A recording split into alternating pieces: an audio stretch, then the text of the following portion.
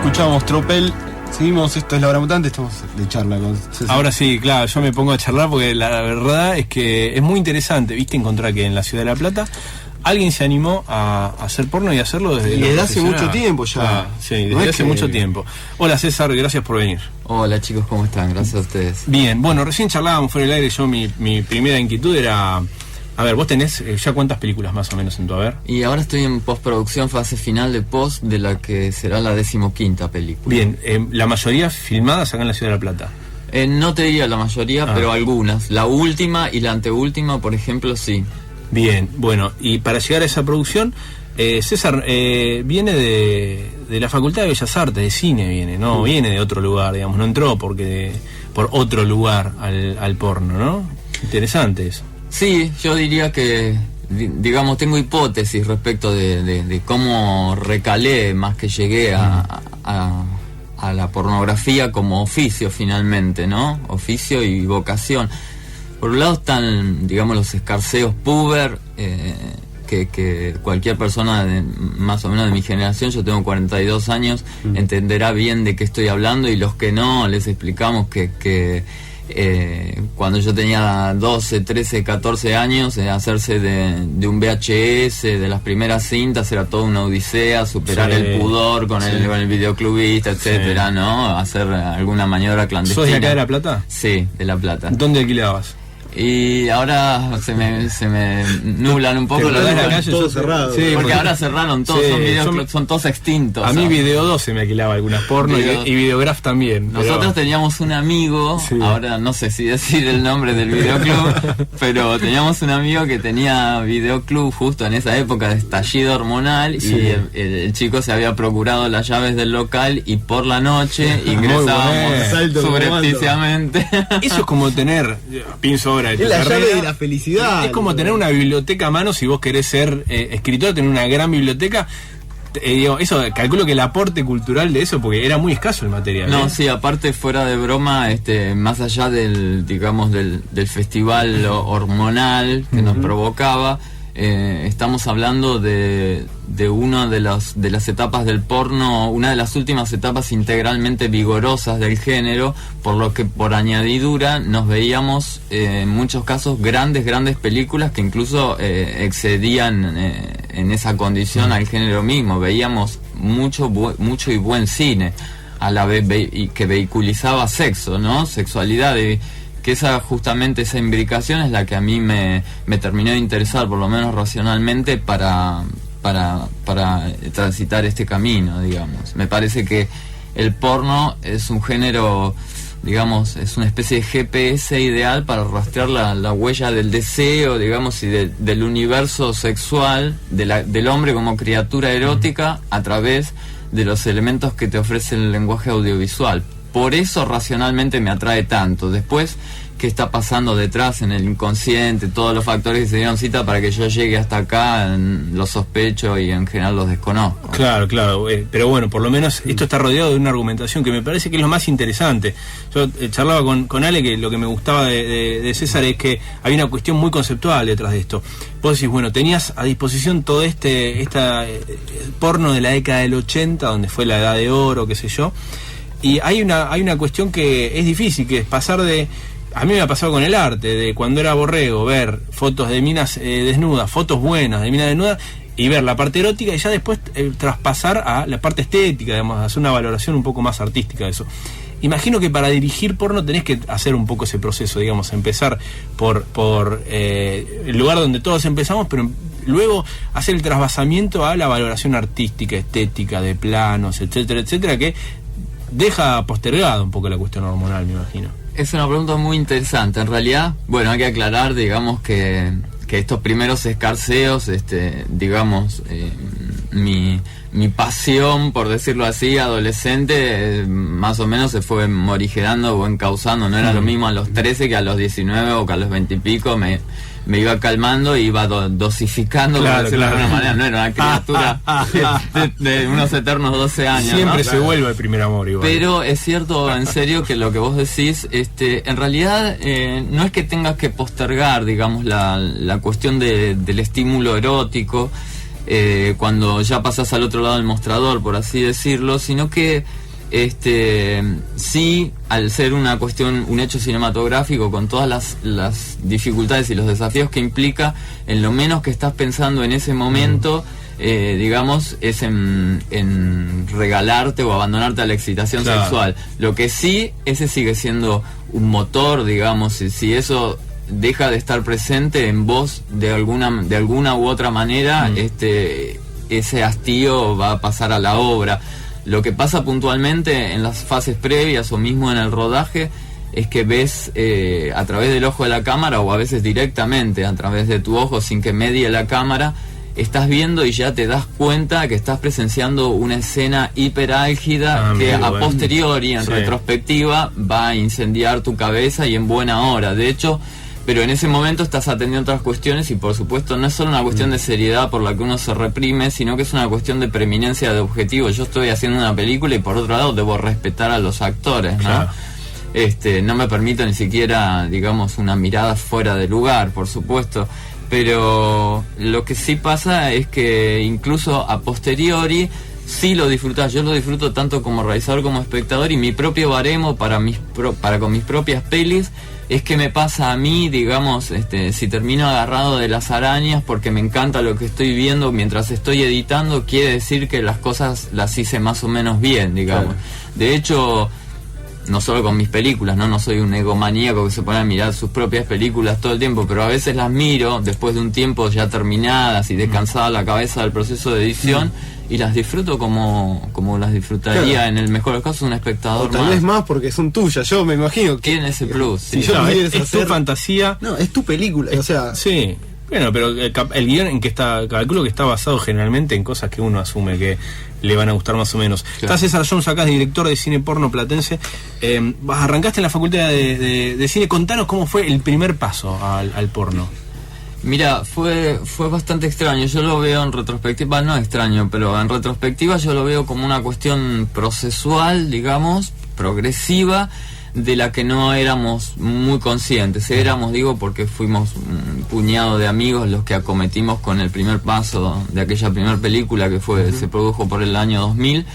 Yo me di cuenta en retrospectiva, y los otros chicos también, que en los trabajos curriculares, sobre todo a medida que avanzaba la carrera, y los extracurriculares que hacíamos porque nosotros teníamos simplemente ganas de hacerlo, trabajábamos con ciertos códigos y ciertas maneras del género, en sentido general, se colaban, digamos, ciertos dictums del porno, sin estar vehiculizando temáticas necesariamente pornográficas, ni sexuales, ni eróticas. Quiere decir que el género, valga el término, nos estaba penetrando, digamos, de a poco, como que se había abierto una grieta, una fisura, y ese gusto pasaba a tomar parte en las realizaciones, pero ya ves, de un modo inconsciente, porque por ahí la temática de los cortos y mediometrajes tenían que ver con cualquier cosa. Yo recuerdo haber hecho un corto en 16 en el que yo no era ni el director ni guionista, pero tuve una labor subalterna, por decirlo así. Fui asistente de producción, trataba sobre la Virgen de Luján, ¿viste? Sí. Pero digamos, eso no se reñía con que ya nos estaban atravesando inconscientemente nuestro gusto por el género y ciertos modos realizativos. Después terminó de hacerse a la conciencia ese proceso, y hubo alguien en un momento, que no sé si fui yo, que verbalizó: che, ¿por qué no hacemos una porno? Y a todos nos pareció como si fuera la rúbrica de una larga conversación silenciosa que nunca habíamos tenido, ¿no? Qué interesante, porque igual pasar de el mundo de bellas artes a el del cine porno es un paso difícil. Pareciera que hay un abismo que los separa, ¿no? Porque, insisto, el porno siempre tiene un costado sórdido, ¿no? La realidad es que uno lo piensa por ahí desde la ignorancia. Digo, yo no conozco ni actrices porno, ni, digamos, no. La realidad es que la primera que me siento con un director de cine porno. Entonces me pregunto cómo es ese paso, ese abismo, donde, bueno, listo, vamos a hacerlo. ¿Por dónde se empieza? Bueno, preguntando se empieza, como estoy haciendo yo, pero sí.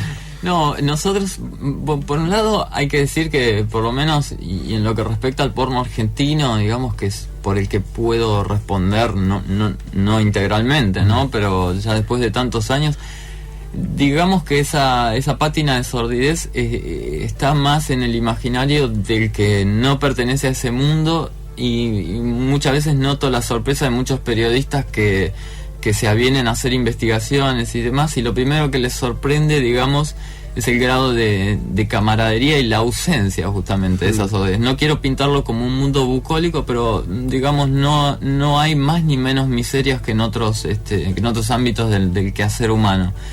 Y por otro lado, en nuestro caso fue una especie de... quedamos colectivamente narcotizados por la idea y nos encapsulamos en eso, perdimos todo contacto con la realidad al punto que no sabíamos cuál era la reacción, ni nos lo planteábamos de los compañeros, la gente de la facultad.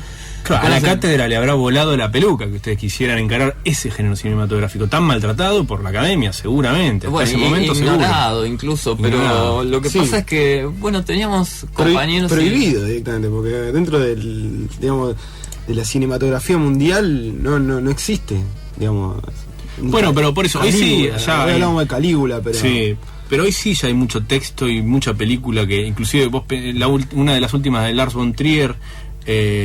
ahí se ve, digamos, una penetración fuerte. Ahora además él tiene su productora porno. Claro, bueno, a nosotros igual nos miraron, te digo, éramos la comidilla y nos miraban con simpatía. Claro, digamos, y las cosas rompedoras a veces en las facultades de arte están buenas, ¿no? Ellos lo veían como una travesura, digamos, y para nosotros era bienvenido, mucho mejor que una desaprobación, que igual no nos hubiese importado nada porque estábamos tan metidos en lo nuestro y estábamos tan encantados con ni siquiera sabíamos si íbamos a comercializar la película, lo supimos, íbamos pagando de nuestros bolsillos porque todos trabajábamos de otra cosa, y recién cuando tuvimos un máster y estuvimos contentos con el resultado, conformes en ese momento, nos decidimos a investigar en qué estado estaba la industria acá y demás. Un estado que debe ser medio, pero larvario, digamos, y hoy no cambió demasiado debido a muchas oportunidades desbaratadas y demás. Sería largo de explicar, pero bueno, pero nos podemos meter en eso en un ratito. Dale. Me interesa ver cuáles son los primeros pasos que dieron, porque la realidad es que las películas porno están basadas en las actrices, básicamente. Actores parece que se pueden conseguir más sencillamente. Lo difícil eso, no sé. Eso lo decís vos. Eso es lo que estoy diciendo yo, claro. Pero me acuerdo la queja de Gina Jameson a lo largo de mucho tiempo. Gina Jameson es ahora una de las reinas de la industria. Era que ellas ponían el cuerpo, pero la guita siempre se la llevaba otra. Por eso, ella se va y se apropia y se hace su propia empresa, etcétera, etcétera. Además de que a los tipos siempre le pagan menos.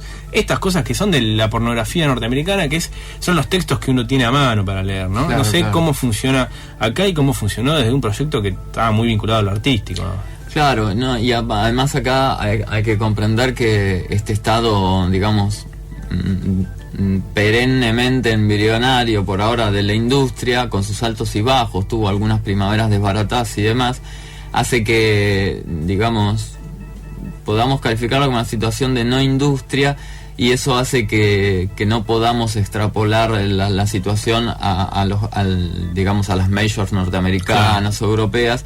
En este caso, por ejemplo, las dificultades de casting son por igual para digamos, para conseguir, entre comillas, hombres, mujeres, travestis, igual son dificultades que fueron menguando a medida que fueron pasando los años. Que si mi primer casting, imagínate acá en La Plata en el año 2000, Contámelo. Y un casting hoy, ¿no? Contanos el primer casting ese, porque es como abrir un canal que no existía antes. Es que acá en La Plata lo estábamos fundando directamente, sin tener conciencia ni golpearnos el pecho por eso, ¿no? Pero estaba pasando eso. Y se hizo larguísimo, porque yo creo que duró larguísimos meses, porque nos costaba muchísimo que se aceptara la propuesta y que gente se aviniera por primera vez en La Plata en el año 2000 a participar de una posible experiencia porno si quedaban seleccionados. Por supuesto que nuestro registro ya apuntaba, dadas las circunstancias, a un trabajo con no actores, con todo lo que ello conlleva en el grado de la dramaturgia y demás. Tuvimos aparte la ayuda de una persona a la que apenas conocíamos, y en ese son como esos vaivenes medio riesgosos de los comienzos, ¿no? Después las cosas resultaron bien, pero una persona que se sumó, se enteró de nuestro proyecto y se sumó y se ofreció como una especie de director de cast, porque todos trabajábamos, no teníamos tiempo ni un espacio físico donde castear a la gente, así que en medio lo repartíamos con esta persona que se sumó al equipo y duró muchísimo tiempo. También mediaba nuestro delirio un poco en ese sentido, porque en esa película terminaron habiendo 18 actores en pantalla, lo cual para el cine argentino aún hoy es una locura, ¿no es cierto? Yo nunca volví a filmar con semejante elenco numeroso, ¿no? Demasiada gente. ¿Y quién es la gente que se acercaba a este primer casting? Y era bastante variopinta, porque había desde gente grande que parecía querer estar cumpliendo un viejo anhelo, digamos. Lo interesante es que todos, a pesar de ser una cuestión iniciática por fuerza en La Plata, tenían conciencia de que no venían a tener sexo, digamos, venían a atravesar una experiencia porno, en donde el goce del sexo se fusiona con el goce de lo fílmico, ¿no? De estar en estado fílmico, ¿no? Por eso yo siempre digo que los actores y actrices deben, o los no actores y no actrices, las dos categorías tienen que portar una doble condición de base, que es, digamos, primero el estar dispuestos, tener una disposición de ánimo para atravesar ese tipo de experiencia, y para ello, aunado a ello, una saludable cota de exhibicionismo, sin la cual aquello que podrían disfrutar terminaría siendo un padecimiento, ¿no es cierto? Estamos hablando con César Jones, director de cine porno en la ciudad de La Plata. Verán que conceptualiza muy, ¿viste? Me sorprende, digamos, escuchar. Alguna vez lo escuché a Víctor Maitland. El estilo es nada que ver, la realidad. Víctor Maitland es que hizo Las Tortugas Pinjas, todas estas cosas que antieróticas. La verdad que para mí son antieróticas esas películas, pero bueno. Son kitsch. Son kitsch, son de muy mal gusto. Es como, ¿cómo se llama el que hizo Kindergarten? El polaco, es como el polaco del porno, digamos. Bueno, estamos con César Jones, que no sé, ¿vos te comparás con algún director en tu gesta estética? No, me siento demasiado torpe. Si me comparo, me tendría que comparar con, no sé, con algún de Ed Wood te estás partiendo che, bueno, pero Ed Wood pasó la historia, por algo pasó. Por algo pasó la historia. Apareció mucha gente y las actrices que consiguieron provienen del mundillo de la prostitución o no, tuvieron que acudir ahí. Interesante cuestión, porque después eso marcó una línea a lo largo de las futuras producciones.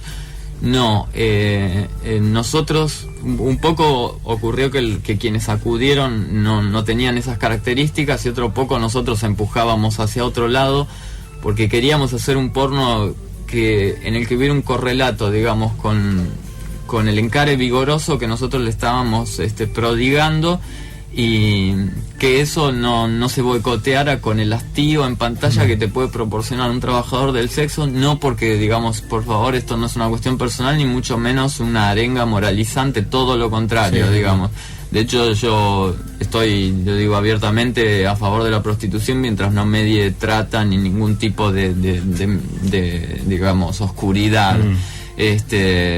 Por eso suelo publicar, retransmitir los comunicados de AMAR, de las Asociación de Meretrices Argentinas y demás, pero acá hay una diferencia de fines. El trabajador sexual debe alienarse un poco porque no se puede hacer carne de cada cliente a riesgo de volverse loco. Ese proceso, digamos, de despersonalización, que es, digamos, un poco de autoconservación, a nosotros era justamente el contrario de la entrega que buscábamos en pantalla a la hora de convocar un grupo de actores y actrices.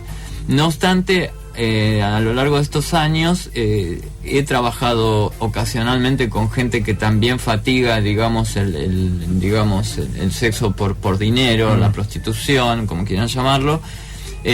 Pero son aquellos casos, por eso no están relegados en mí, no los dejo de lado a priori, sino que en algunos casos pueden disociar o tienen la suficiente lucidez y capacidad, digamos, prueba de fuerza emocional para darse cuenta de que ambas experiencias, la de su trabajo cotidiano, de trabajador sexual, y la propuesta que nosotros les acercamos, viven casi en las antípodas una de otra y tienen la capacidad para transitar ambas, ¿no? Mira qué interesante, ¿eh? Hay una actriz que se hizo ligeramente famosa porque justo trabajaba en un departamento de Zaffaroni, me acuerdo, Sí. en uno de los de Zaffaroni. También trabajadora sexual, muy bonita ella. Es difícil conseguir también actrices, me imagino. Trabajó conmigo. Trabajó con vos esa Sí, chica, claro. Ana Touché. Ana Touché. Es difícil conseguir pibas que no sean trabajadoras sexuales atractivas y que se puedan dedicar a esto. No, no es tan difícil, que no sean trabajadoras. Claro, que no sean trabajadoras. No, digamos... ¿Y cuál es la motivación de esas chicas? Calculo que te la han verbalizado, por ahí no sé si podés responder por todas, pero... No, pero en general la motivación, gracias al cielo, es una motivación libidinal, y lo que te decía hoy, lo que les decía hoy, una ansia por, digamos, y ¿cómo te puedo decir? La excitación de estar en cámara y tener sexo, e incluso el juego añadido muchas veces, según la propuesta de que se trate, de tener que acometer con un cierto rol, digamos, tener que encarnar un cierto rol. En la medida de las posibilidades yo se los asigno y los voy dirigiendo de alguna manera en cuanto a la dirección de actores. Todo ese conglomerado de factores es la que las trae a las chicas, en este caso, que es por las que me preguntaste. Y si bien eso implica un casting mucho más arduo de mi parte, muchas veces más lento, más farragoso, los encuentros son felicísimos. Está bueno porque entiendo que esas motivaciones de las mujeres son iguales a las motivaciones que uno piensa para los chabones, libidinales, principalmente libidinales, y después poder participar de esa experiencia fílmica que de alguna manera muchos de nosotros tienen algo muy de místico, ¿viste? El hecho de participar en alguna película porno, este tipo de cosas. Después hay que ver, digamos, con las habilidades que uno cuenta, ¿no? Y con el temple que uno tenga, ¿no? Exacto, porque también ahí te acoto que muchas veces hay que hacer la distinción, sobre todo parte de los varones, que son como los más un poco atolondrados en ese sentido, y muchas veces vienen con la falsa creencia de que una libido alta y el voluntarismo les va a alcanzar, y esos dos, una libido, digamos, no controlada, desbordada, y un voluntarismo excesivo son más bien el camino a que no quedes en un casting o a que arruines una escena o una producción. Tengo una pregunta, porque desde el 2000 me decís que más o menos arrancaste con esto y atravesaste, digo, toda esta década donde las tecnologías cambiaron, y sobre todo con la aparición de internet y la masividad que se le dio al género dentro de la internet y la accesibilidad que tiene. Vos como que viviste el cambio de esa industria, digamos, el cambio de la industria cinematográfica en general, pero específicamente la pornografía.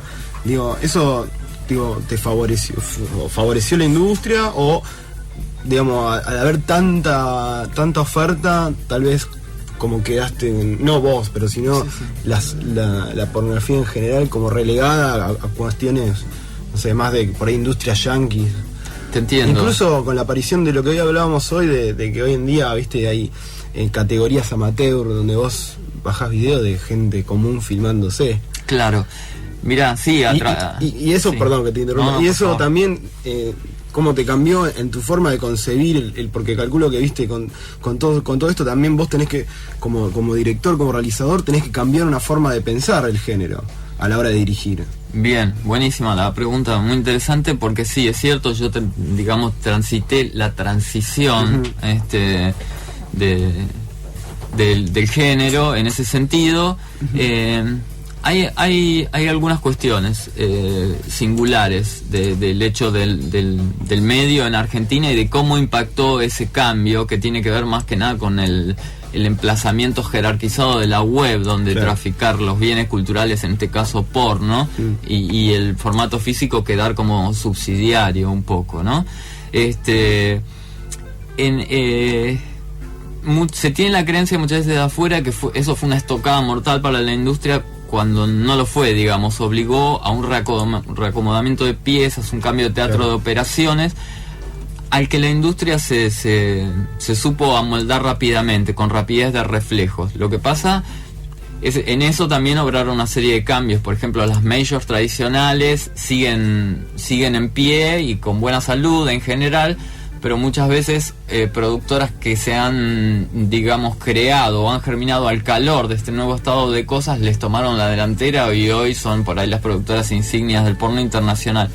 En Argentina todo ese cambio bastante brusco, si querés, bastante crítico, tomó a la industria o a lo que siempre está queriendo ser una industria en un estado de fragilidad, también por condiciones económicas, por torpezas propias, por conductas depredatorias internas. Es una serie de factores. Que el principal enemigo del porno argentino, en tanto colectivo, medio, que intenta hacer una industria, son sus propios actores internos, ¿no? Y la encontró mucho más raquítica cuando debió haber estado más proteica para poder asimilar lo que no era una sentencia de muerte, sino una combinación al cambio.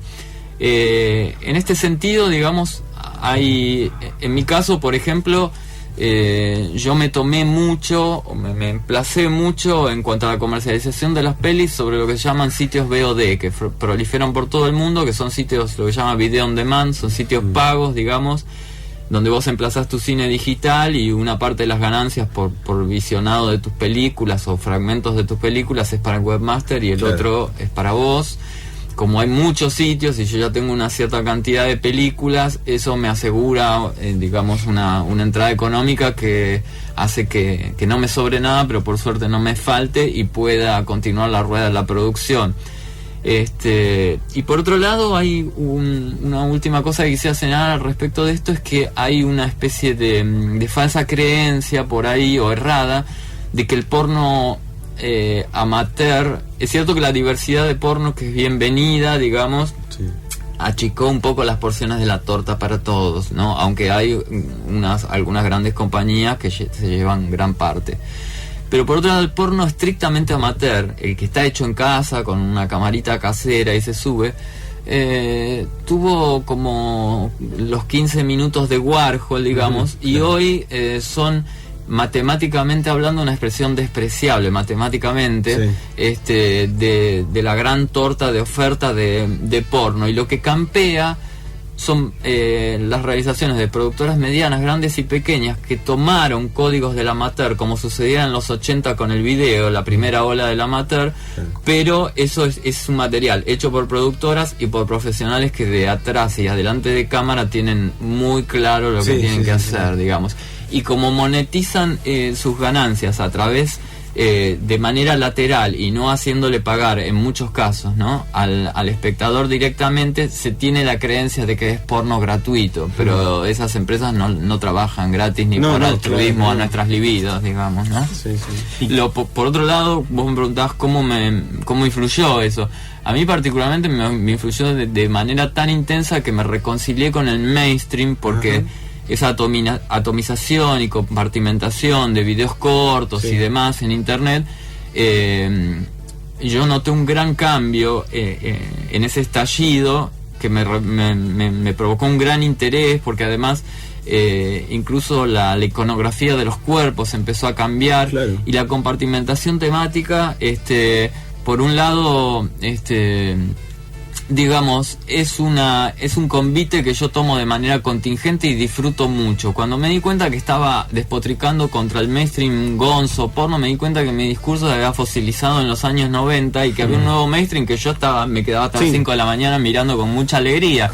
Entonces me propuse en esta última película que estoy cerca de estrenar, estoy en finales de postproducción, me propuse el desafío, me paré en un terreno experimental, si se quiere, y veremos que también librado salgo de allí, de intentar imbricar el formato de largometraje de narración tradicional, o que corre sobre sus tradiciones, por decirlo así, con lo que podríamos llamar formato YouPorn. O sea que así de intensamente me influyó la cuestión en términos creativos también. Estamos hablando con César Jones, es director de cine porno de acá de la ciudad de La Plata. Su última película se llama Visiones de un erotómano, justamente estaba hablando. Todavía no salió, recién de eso, está en etapa de postproducción, pero va a salir en breve. Y a ver, el formato YouPorn es formato de videos cortos con cuestiones muy categorizadas. Eso es más o menos lo que trataste de imitar, digamos, escenas muy cortas, muy breves, con cosas muy precisas, digamos. Sí, igual más que la brevedad de las escenas, porque también en este tipo de formato que ahora acabamos de bautizar genéricamente YouPorn, también hay duraciones que se parecen al mediometraje, ¿no? También encontrás videos de 20 minutos, pero por lo que se caracterizan, sí, es por la categorización, esa taxonomía, viste, muy depurada, digamos. y por un sexo bastante crudo y despojado, ¿no? Y una presentación despojada. Claro, más cámara en mano que... Sí, y una hiperpotencia, digamos, desde el tratamiento hasta las acciones sexuales. Entonces lo que traté es de imbricar eso con un relato que tuviera un sustrato erótico y una solidez narrativa que fue la que traté de proveerle, digamos. O sea, le pusiste letra, guión. Bueno, hablan poco En mi caso son bastante parlanchines. Qué molesto cuando se ponen a hablar. No, pero hablan en ¿Cuándo función cantan? ¿Viste? Que se pongan a cantar, que yo vine a ver esto. No, odio, sí, tenés razón. Sí. Esos diálogos que están totalmente disociados. Claro. Los diálogos de mis películas intentan ir en función de la punción y la pulsión erótica, no para aburrir al espectador. Claro, a veces no hay que parrafadas. pegar de intelectual Claro. dentro de una película porno porque... César, la elección de actores de los tipos, ¿qué criterios utilizan? Mira, hay un criterio base que era el que decía hoy, que vale tanto para hombres, mujeres, travestis y El control de la libido, varias. digamos. Sí, una libido, digamos, en alto, pero no desbordada, no desencausada, un temple, como vos decías, para poder estar en cámara. Por supuesto hay una serie de estrategias de contención y de dirección de actores en toda la previa y demás. Y lo que te decía, si no hay una cuota de exhibicionismo, en un set, ¿viste? Y tener bueno, que, a ¿viste? eso vamos. Si no hay una cuota de exhibicionismo, de disfrutar con la mirada del otro, que Claro. es la mirada, por supuesto, cómplice en el mejor de los sentidos y respetuosa de los que conformamos el reducido equipo técnico, cuanto la mirada diferida de los que después van a ver eso cuando la película se haga a las calles y a la red, ¿no?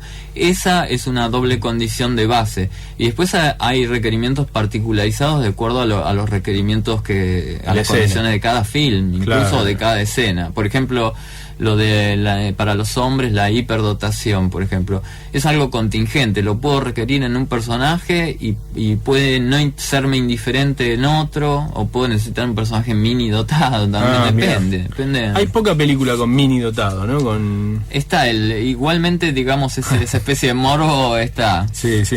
Es un tema, viste, para meter chiste como loco, pero el humor nos entorpece, digamos, la información que nos puede proveer César. Así No, que, y además una mirada interesante, porque claro, por eso. es fácil, digamos, meter un hipertrofiado ahí abajo Claro. que uno que no, digamos. Claro. Muchas veces hay escenas que juegan con el morbo que provoca meter a ambos interactuando con una mujer, por Claro. ejemplo, y que la chica un poco se torne en un tono burlón hacia el mini dotado, Claro, digamos, sí. que igual sigue afiebrado en su faena y demás. Es algo que enciende algunas mentes toscitas. Sí, sí. Me gusta la palabra mini dotado, porque de todas maneras hay algo en lo que estás dotado. Sí, claro. Mínimamente. Es pero un estás oxímoron, dotado, ¿no? claro, pero está muy bien el término. En general, los tamaños medios sirven para el tamaño mediocre, común. digamos. Medio, no le digamos mediocre. Y en película porno no es ni maxi dotado ni mini dotado, es medio. Es medio. Sí, claro que sí. Claro que sí. A veces, ya te digo, hay personajes que digamos, cuyo principal motor para la elección de esas personas tiene que ver con la capacidad de aunar, digamos, a ver, ¿cómo te diría? Actuación porno estrictamente, digamos, una pericia en el tema de las posiciones sexuales y de la marea sexual en general, con un nivel para lo que son los códigos del género elevado en cuanto a la exigencia en la interpretación, por ejemplo. Y ahí ya poco te importa si, en ese caso, por ejemplo, puntual, poco te importa cuál es la dotación del sujeto en cuestión. Claro, no es porno para mujeres, es porno para hombres. ¿Eso cómo vos lo ves, entonces? Yo particularmente no lo pienso para ninguna categoría. Es más, no pienso en nadie cuando hago porno. Tiene que ser, digamos, creo que lo más honesto que puedo ofrecer al prójimo es hacer el porno más auténtico que me salga a mí. Luego veremos. Por supuesto que en mi caso es un porno hecho desde una mirada, desde un ojo masculino, ¿no? Y desde una mirada masculina, pero eso no creo que de ninguna manera, y esto ya depende del realizador, del tipo de propuestas, no creo que excluya a quienes no son hombres, claro, digamos. Claro. Porque, digamos, estamos viviendo épocas muy atrincheradas en todo sentido y creo que no hay pocas cosas más interesantes y más excitantes que, por ejemplo, siendo un hombre, entrar en el territorio del deseo de una mujer, sea como realizadora o ya extendiéndonos a la vida personal y viceversa. Esa zona fronteriza o el ir a habitar el espacio del otro, me parece tan saludable y enriquecedor para cualquier persona. Lo que pasaba también es que, digamos, en una parte del porno, no en el porno en general, como a veces se malversa la cuestión, hay una mirada que ya no es masculina, sino directamente misógina, y es lógico que una mujer no se sienta identificada, o muchas mujeres, algunas sí, porque hay de todo en la viña, pero lo que se reclamaba o yo reclamaba por lo menos, es el espacio vacante de la mujer en el género, ¿no? Sí. Y eso en realidad todavía en los confines del porno sigue sin aparecer, porque las mujeres que se hacen, digamos, que saltan el mostrador y pasan en general, ¿no?, salvo excepciones, y pasan a ser ellas directoras, productoras, terminan replicando las fórmulas a veces machistas, a veces meramente legítimamente masculinas de sus compañeros varones, pero sigue estando ausente la mirada femenina. Sí, eso se vuelve muy política. Por eso decía, Virginie Despentes tiene una película que no te calienta nada. Bueno, parece solo habla de la violencia contra las mujeres. Ahí vamos al territorio del post-porno, digamos, que es una herramienta que se concibe y se explicita como un movimiento que toma el porno como una herramienta política, y yo podría seguir la frase, pero terminada ahí, concebir al porno y al propio cuerpo como una herramienta política, me parece, por un lado, guarda que muchos trabajos que se consiguen dentro del post-porno me encantan. De hecho, mi novia es realizadora de post-porno y tiene unos trabajos alucinantes. Seguimos una horita más, me parece, con... Nos quedamos un rato. Pero cuando toman a un género cuya cuestión medular es el placer, y toman a su propio cuerpo como una herramienta, me parece una doble operación de alienación y de asesinato del placer, pero una parábola perfecta, digamos, para deserotizar. Y si un género que vehiculiza sus resonancias por la vía del sustrato erótico prescinde de para mostrarte lo terrible que es el mundo, y me voy a meter una gallina desplumada por la vagina, entonces estamos no sé si en problemas, en mi caso estamos ante un desinterés flagrante. Es muy interesante esta charla, sobre todo por, digamos, abordar algo que suele tomarse como poco profundo desde un punto de vista verdaderamente profundo. Me parece que como estudio de la sexualidad a partir del porno es interesantísimo, ¿viste? Ver cómo, en serio, esta cuestión política es muy fuerte cuando ves eso de que yo no sabía que se llamaba porno. He visto algunas películas y, ¿viste?, te expulsan esas películas. Sí. Podés tener alguna valoración estética, está bueno. Después, en breve, ahora pasamos una canción, ¿te parece? Sí, y nos cuenta, vamos a pasar un ratito de la hora. Nos habla un poco del trabajo de su novia, César, que se dedica al porno pospolítico. Y también quiero que hablemos de Spinetta. Está bien. Y también de cómo esto pega en tu intimidad. Me interesa, si tenés ganas de compartir, más o menos cómo el porno se incorpora, digamos, a tu vida íntima. Bueno, este tema de Spinetta lo eligió César.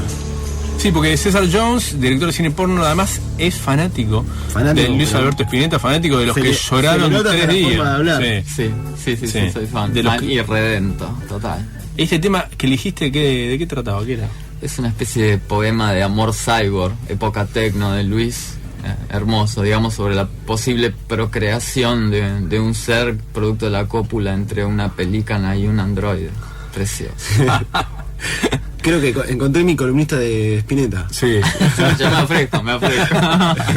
Sí, estábamos ahí charlando con César Jones sobre algunas cuestiones alrededor de esto. En principio, hablamos de lo que es el postporno. ¿Qué es el postporno? Es una mirada política que intenta combatir los discursos supuestamente patriarcales de la pornografía, en el que la mujer está sometida al hombre, etcétera, etcétera. César tiene una mirada interesante de eso, está bueno escucharlo. Yo he leído unas cuantas cosas sobre postporno, ahora me doy cuenta que era postporno todo eso. Pero César tiene una mirada que está bueno escucharla, está interesante. ¿Por dónde empezar a combatirlo, el postporno también, no? No, digamos, yo no lo quiero combatir, digamos, más bien quiero convivir, porque, digamos, ese es el discurso oficial del postporno. Luego podríamos decir, yo tampoco me puedo erigir en vocero porque no estoy dentro, digamos, es lo que yo visualizo un poco. Pero lo que más me interesa es el producido que hay dentro de ese movimiento, llamémosle así, y ahí hay, digamos, hay autores, artistas interesantísimos con los que yo, digamos, me dejo influir por ellos, digamos, si puedo, porque muchas veces son 1000 veces más talentosos que yo y demás. Y digamos que noto que los artistas más interesantes que se engloban dentro de esta corriente son aquellos que bajan un poco la pancarta, dejan un poco el pescado rabioso, ya que estábamos con Spinetta, y se impulsan más sobre el sendero de su propio querer, más que subirse al púlpito y empezar a declamar homilías que, pretendiendo ser vanguardia esclarecida, digamos, nos hablan a los que quedamos atrás, en un lugar involutivo del hombre. Sí. En vez de esas homilías y esas pastorales contra las que yo me rebelo en cualquier orden, aprovechan, digamos, los códigos y la libertad creativa que les permite o que inaugura ese movimiento, y ahí se dan las resignificaciones y las obras más interesantes. Por eso yo no soy un enemigo, ni mucho menos. De hecho, tu novia, mi novia es realizadora de postporno. A eso, lo que decíamos era que el postporno es una suerte de pornografía que trata de generar un discurso político más que una excitación, una cuestión libidinal, y que por ahí en ese intento no genera ningún tipo de excitación. Yo creo que ese es el intento, esa es la vía por la cual el postporno, por lo menos para gente como yo, fracasa, porque digamos, cuando voy a buscar porno, a pesar de que me quiero embeberme de todas las otras resonancias, no,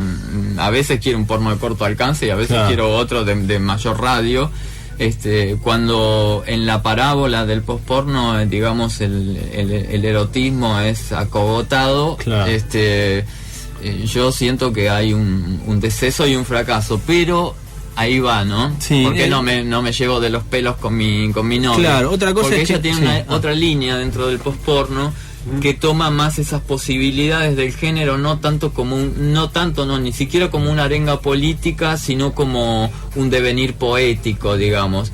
Es una especie de mirada porno, pasada por las posibilidades plásticas del lenguaje cinematográfico. Son como pornopoemas visuales, ¿Dónde digamos. se puede ver ese material?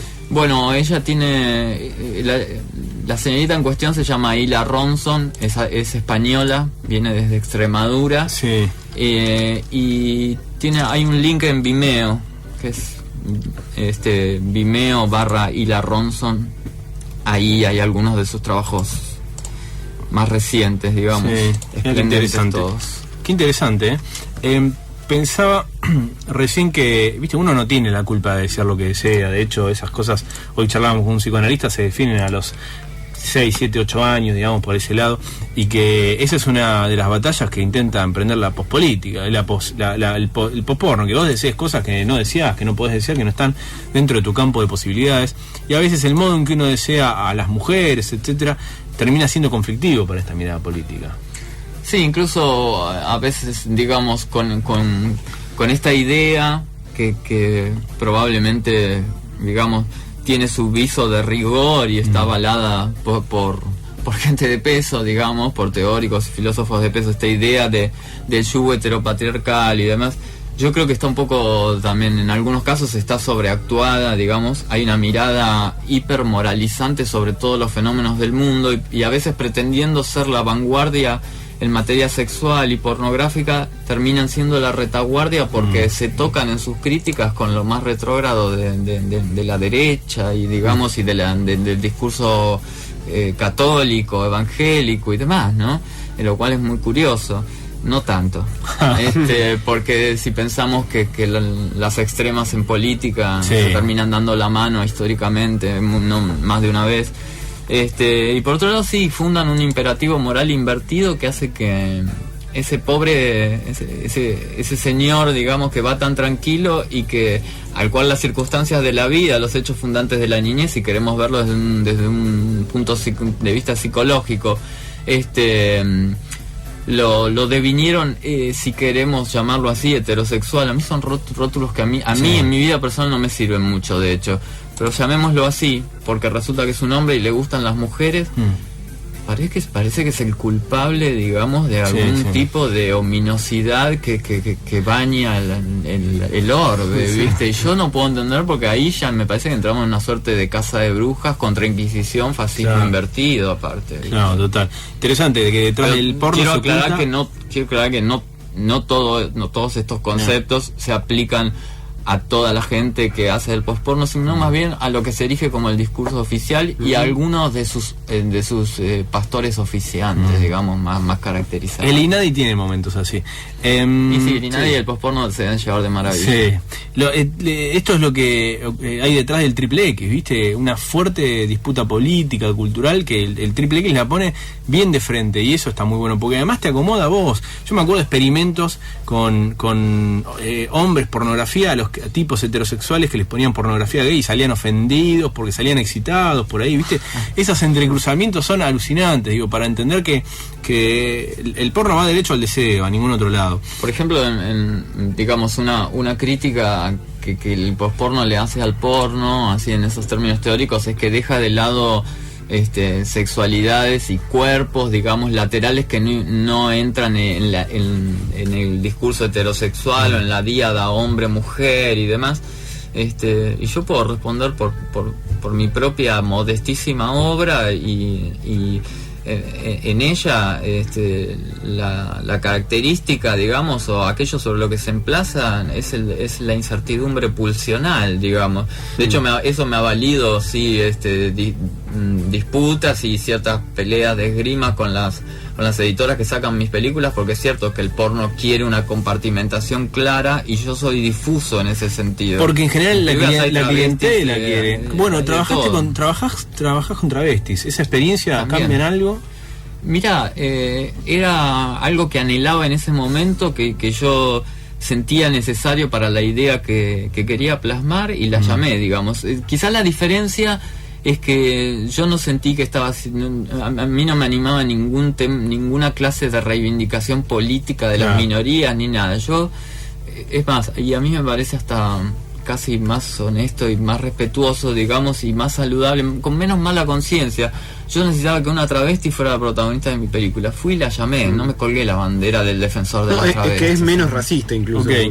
¿Cómo la conseguiste? ¿Hiciste castings? ¿De dónde la sacaste? Sí, casting, digamos, no varió la estructura de casting, nada más que mis bocas así de difusión acentuaron, digamos, pusieron el acento sobre que para el protagónico se estaba buscando una es un colectivo socialmente muy golpeado, aún no, digamos. Desde ya, por eso digo vamos que a ignorar. Me parece que por ahí es más difícil trabajar con una travesti para una película porno. Ahí sí también voy de nuevo con lo sordio que vos me decís, está completamente despojado el cine porno nacional, pero no completamente. Completamente. ¿Es una sola película que hiciste con travestis? ¿Cómo? ¿Una sola película que hiciste con una travesti? Dos películas. Tres, perdón. Vos siempre vas repitiendo actrices, ¿no?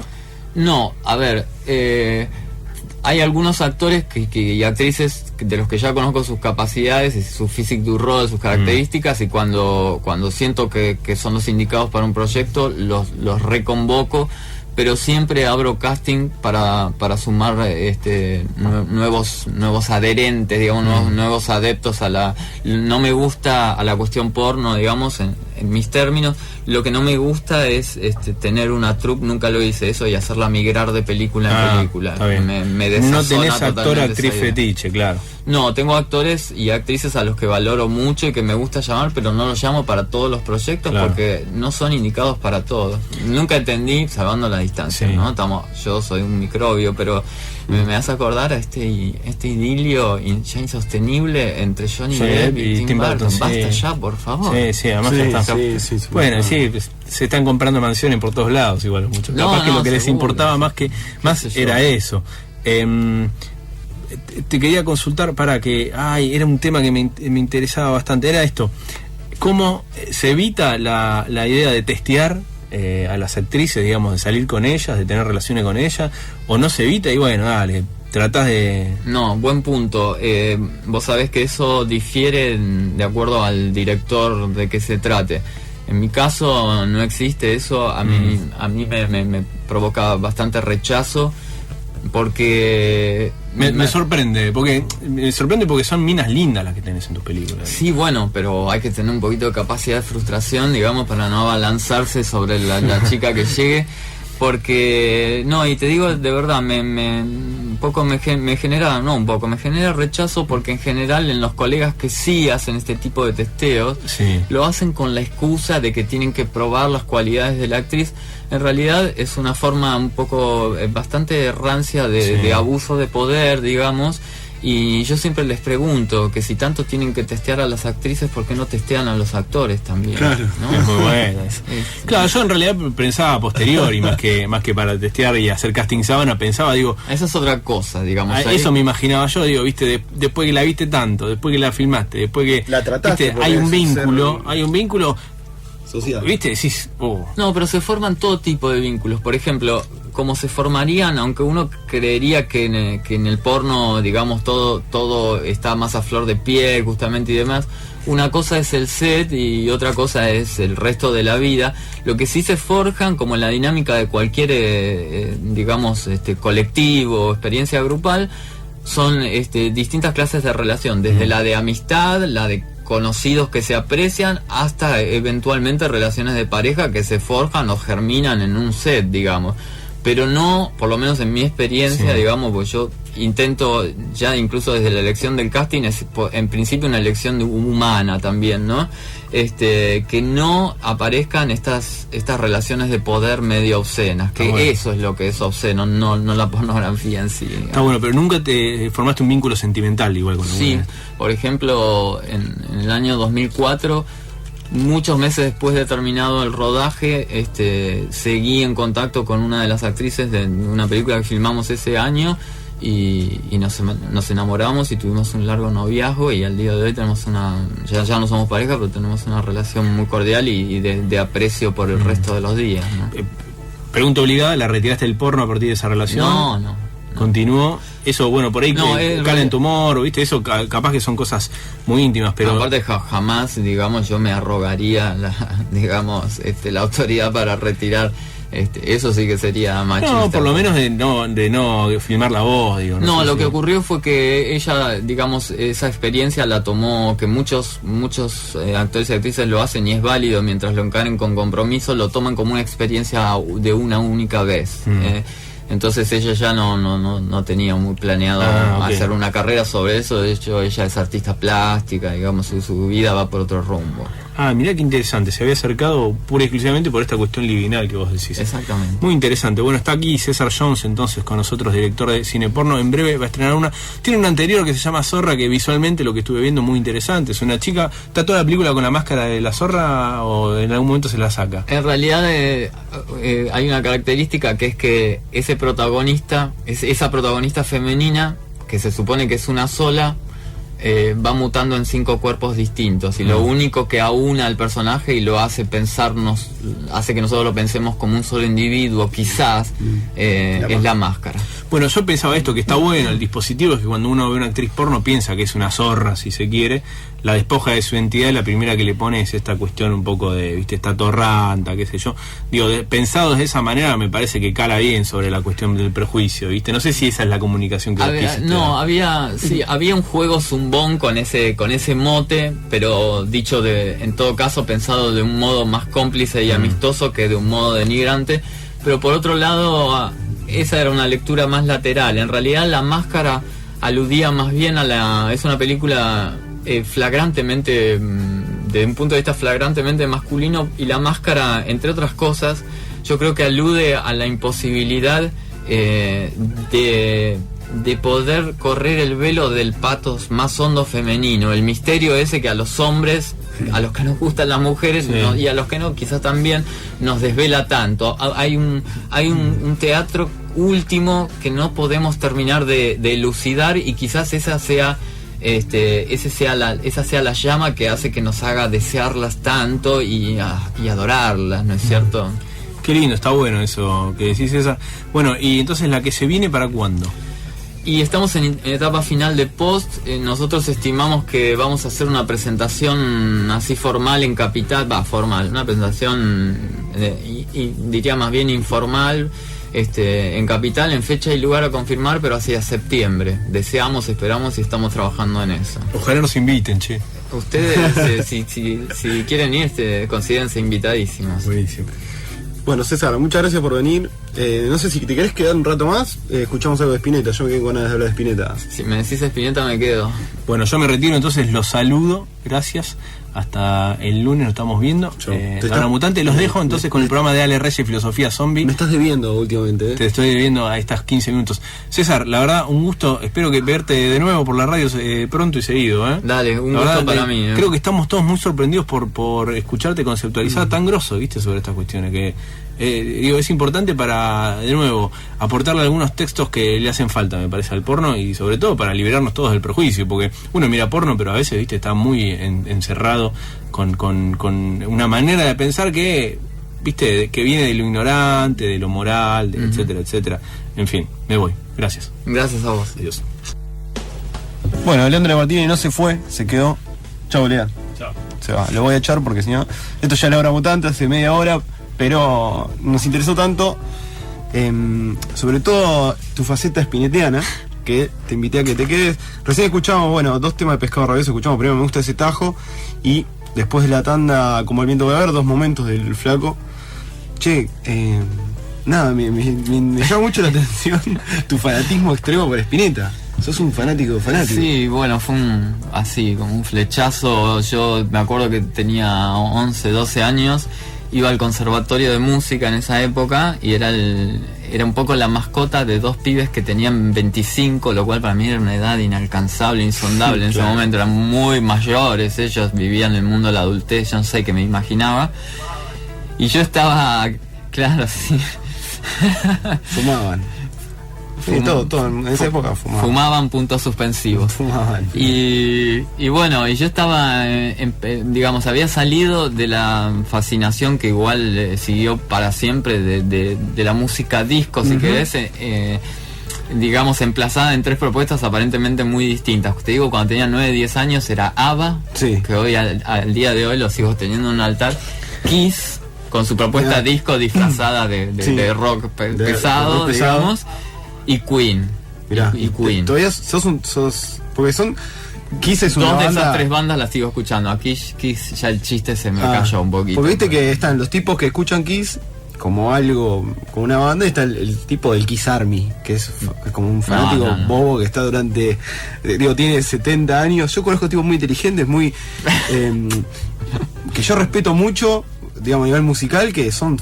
tipos, viste, que no sé qué tienen con Kiss. Bueno, yo me acuerdo que fui a ver Kiss contra los Fantasmas, obra cumbre, si la saben, por supuesto, con mi mamá, porque era muy chico y se tuvo que comer Kiss contra los Fantasmas. Mirá, creo que en el Cervantes, mirá lo que te digo. Bueno, bueno, y estos pibes, estos compañeros que eran más grandes, yo había pasado la etapa adolescente en donde escuchaba Sui Generis, ese tipo de cosas que hoy me resultaría muy difícil de escuchar. Y ellos me decían, no seas boludo, todos tenés que escuchar cosas en serio, escuchá Spinetta. Y me comían la cabeza con eso. Y un día dije, a ver, me voy a comprar algo. Yo era un niño, ¿viste? Y me acuerdo, fui a una casa, no quiero seguir con las reliquias, fui a una casa que era Tesler. Y me compré lo que había, pedí lo último de Spinetta, no sabía nada. Y me dijeron, mira, lo último es Mondo di Cromo. Que, bueno, entraste por es un disco... discazo. Bueno...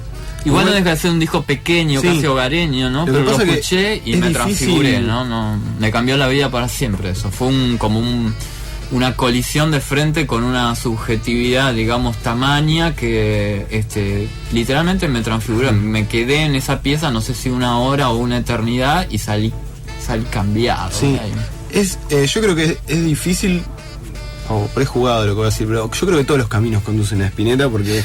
Digo, entres por donde entres, siempre en algún momento te lo cruzabas. Por ahí, si entras por el rock por ahí un poco más duro, más crudo, de la década del 70, entras con Pescado. Si entras por el jazz rock también, o por la... Hasta por la electrónica, por la electrónica. Por el techno, por la música disco, por el folclore, digamos, no hay, casi no hay vertiente que no haya pasado. Lo interesante de Spinetta es que es un personaje que mutó hasta el último día de su vida, digamos, el devenir mutante en ese sentido parece un hombre delesiano, ¿viste? Una intensidad que crece sin centro, ¿no? Y se despliega hacia donde el deseo lo lleva.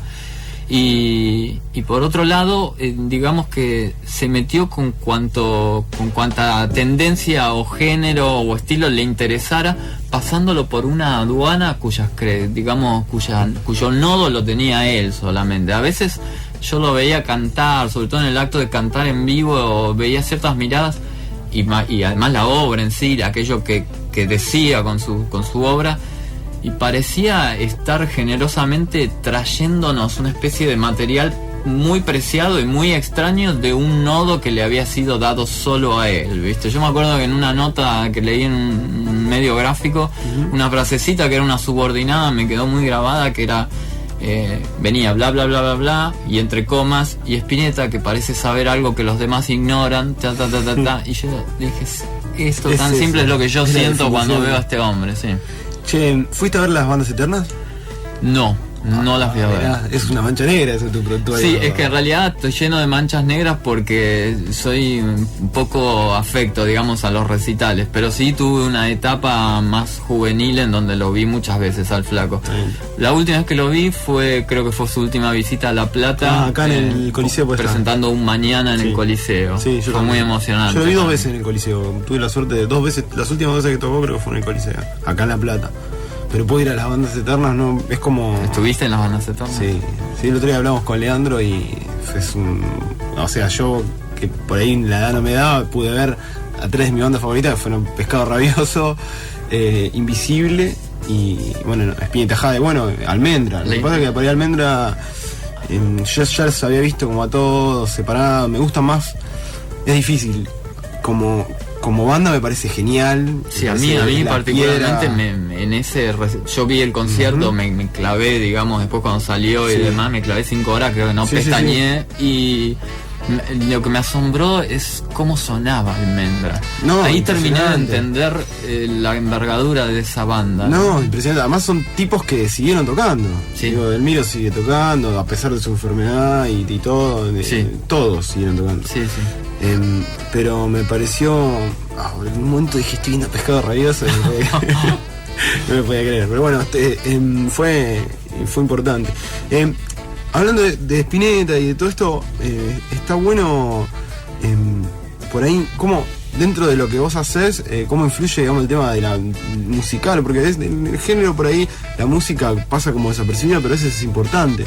Sí, digamos, cuando debe estar, aclaro esto, porque hay películas en las que la propuesta te lleva o te pide prescindir de siquiera una sola nota. Es lo que me pasa en esta película que estoy postproduciendo ahora, estoy en etapa final.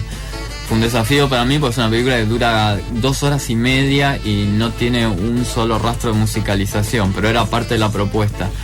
Pero en general sí, digamos, hay musicalización en mis pelis y la tomo con toda la seriedad del caso, ¿no es cierto? Y bueno, nada, trabajo con un músico platense, muy talentoso. En general en los últimos años vengo trabajando con él, que es Derry Moore, un muchacho que viene de la música clásica y del jazz, pero digamos maneja con la misma pericia, digamos, el minimal techno que los estándares de jazz, o puede tocar Mozart al piano, ¿no? O sea, un tipo que supera por varios cuerpos mi propia propuesta cinematográfica, y es una bendición que me cayó del cielo, ¿no? Mirá, ¿y le propones vos alguna idea o el tipo...? Sí, es una fase muy intensa de la postproducción, porque se viene charlando incluso desde que germina la idea en la preproducción. La cantidad de horas de conversación intensa que tenemos con él antes, durante y cuando llega el momento preciso en que él se aboca a aportar su talento para la creación, es muy profusa, es muy intensa, es muy rigurosa en el mejor sentido, también es lúdica, pero digamos hay una conciencia y un esmero sobre un layer de la composición de una obra cinematográfica que incluso dentro del porno, que a nosotros nos parece fundamental. Y bueno, por supuesto, sí, fruto de esas charlas y de ese feedback surge, si querés, el concepto, la noción, el vector sobre el que él va a ir trabajando, y vamos estando en contacto permanente con devoluciones y modificaciones mutuas. O sea, no es decirle, no se trata de tirarle una vaga idea y tirarle el compromiso por la cabeza y esperar que él me lo devuelva y yo tirar el choclo sobre la timeline y que quede como que es justamente lo contrario. Es un trabajo muy, muy esmerado y muy gratificante, por otra parte. Conceptos de música vos tenés igual, ¿no? Digo, conceptos no música, sino de tocar algo de música. Y yo pasé por el conservatorio, por el conservatorio acá de La Plata, el Girardo Girardi, y en mi adolescencia supe tocar rock o intentarlo, pop rock. Digo, es interesante y soy un melómano, digamos. Claro, eso es importantísimo, pero más allá de eso es interesante la visión que tiene por ahí un tipo que sabe de música y el tipo que no sabe de música pero que además, digamos, toca un instrumento o fue músico o es un músico frustrado. Digo, es interesante porque por ahí hay ciertos trabajos. Digo, yo nunca le había prestado atención a las bandas de sonido de las películas hasta que en un momento me di cuenta que hay un tipo ahí componiendo específicamente para eso y es todo dentro de la apreciación del arte es muy interesante. Seguro, y en mi caso particular el hecho de tener estos conocimientos más o menos tenues me dan la ventaja de poder explicitarle, digamos, con mayor grado de detalle ciertas cosas puntuales que le estoy demandando y que si no las supiera, no tuviera los elementos esos del lenguaje musical, tendría que dar un montón de rodeos semánticos para que él pudiera aproximarse a lo que yo quiero decirle. En ese sentido manejamos ciertamente un lenguaje común, aunque él lo maneja, digamos, a niveles altísimos y yo a niveles rudimentarios, pero nos permite una comunicación en términos estrictamente musicales también.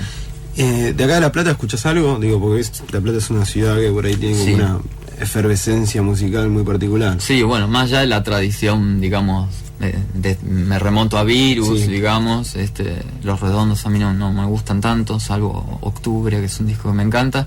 Después lo que pasó en los 90, digamos, fascinado con Los Gorriones, Víctimas del Baile, etcétera. Y escucho, bueno, tengo grandes amigos en una banda relativamente nueva que para mí es de lo más interesante que está pasando ahora en el rock platense, que es El Sueño de los Insectos. Me dijiste que tenías colaborás ahí con colaboro a veces con algunas letras. Sí. De hecho, bueno, hablando de Spinetta, hubo un tema que espontáneamente tras la muerte de Luis salió entre los chicos del Sueño y yo, que colaboré, hice la letra, que se llama Tu Verdad. Pero bueno, también no sé. Si sabía esto, te decía que traigas algo. ¿Sí? Mirá. Bueno, igual estás invitado para cuando quieras a traer. Dale, o que vengan ellos. O que vengan ellos, los traes. Y no, bueno, me gusta Nerd Kids, me gusta Shaman y Los Hombres en Llamas, qué sé yo, hay algunas cosas de los Faunos, algunas cosas del Mató, algunas cosas de Monstruo. Pero escuchás, digo, estás metido bien. Sí, escucho. Y nunca se te dio por, digo, vos que venís de Bellas Artes, por el tema de un videoclip o algo así dentro de... Porque viste que por ahí es como, no sé cómo explicar, dentro del género porno tiene como una cuestión media de videoclip. Claro, bueno, sí, en algunas vertientes, incluso hay algunos realizadores en los 90 pasa que directamente trabajaban un porno clipeado. Salvo que sea muy frenético, digamos, pero hay como una cuestión de... A mí me propusieron una vez una banda que ya no existe y no me acuerdo cómo se llamaba en ese momento, no me acuerdo ahora, pero me propusieron hacer un clip y estuvimos cerca, pero la verdad es que... Digo, siempre dentro del género, por ahí, capaz. ¿Cómo dentro del género? No, digo, si no se te ocurrió dentro del género filmar algo... Más que, como un clip, decís, más clipeado, pero con temática porno. Claro, sí. No sé si tanto, quizás me permití algo muy parecido a eso que juega o que roza ese lenguaje en ciertos trailers de películas. Claro.